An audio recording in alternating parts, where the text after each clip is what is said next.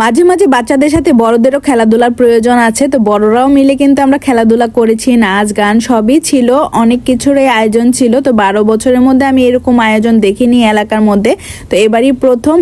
আসসালামু আলাইকুম, কেমন আছেন আপনারা সবাই? আয়োজন থাকুক আর যত কিছুই থাকুক না কেন, রান্নাবান্না তো করতেই হবে। রান্নাবান্না ছাড়া, খাওয়া দাওয়া ছাড়া তো আর আমরা চলতে পারবো না। তো এখন রান্না বসিয়ে দিলাম।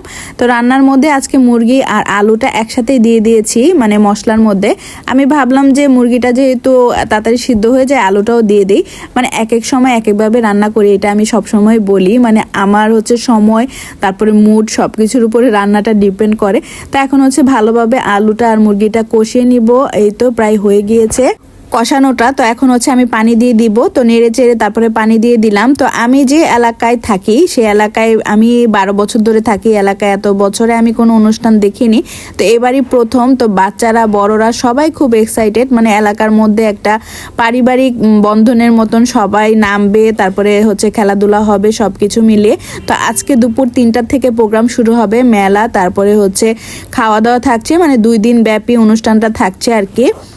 তো এইখানে হচ্ছে আমি কিছু কাসকি মাছ ধুয়ে নিতেছি। কাসকি মাছটা দেখা যায় অনেক সময় নিয়ে ধুইতে হয়, কিন্তু এই কাসকি মাছটা অতটা ময়লা ছিল না, মনে হচ্ছে যে এটা চাষের ছিল।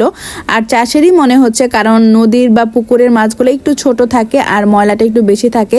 তো যাই হোক, এখন হচ্ছে আমি কাসকি মাছটা ধুয়ে, তারপরে খালা আসছে, খালাকে গরম মোছার সুযোগ দিয়ে আমি একটু ছাদে আসলাম।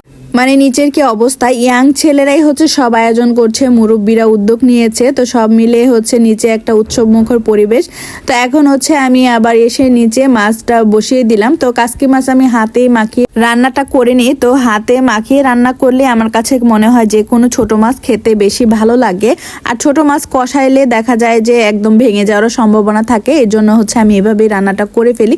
তো যাই হোক, একটু টমেটো দিলাম। এই যে এই টাইপের যখন ঝোলটা ছিল, মানে একদম মাখা মাখা হয়ে গিয়েছে, তখন আমি নামিয়ে নিব। কাসকি মাছটা যে আমার কি পছন্দ, আমি ভীষণ পছন্দ করি।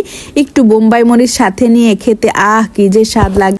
আমি জানি না ছোট মাছ পছন্দ কে কি মনে করবেন। আমি একবার আমার এক পরিচিত মানে ভাবিকে বলেছিলাম যে আমার ছোট মাছ পছন্দ, সে যেন বিষয়টা কিভাবে নিল, বলতেছে যে আল্লাহ ভাবি আপনি ছোট মাছ খান, আমরা তো বড় মাছ ছাড়া খেতেই পারি না। তো যাই হোক, এখন হচ্ছে প্রায় সন্ধ্যার পরে আমি নেমেছি। বিকাল থেকে তো বাচ্চারা নিচে ওরা খেলাধুলা করতেছে, তো ভাবলাম একটু ওদেরকে দেখে আসি।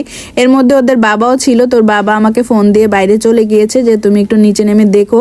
তো এদিকে এসে দেখি ওরা ড্রয়িং করতেছে, ওরা নিজেরাই খেলা দিতেছে, মানে কম্পিটিশনে অংশগ্রহণ করতেছে। তো সব মিলিয়ে মানে পরিবেশটা খুবই ভালো লাগতেছিল।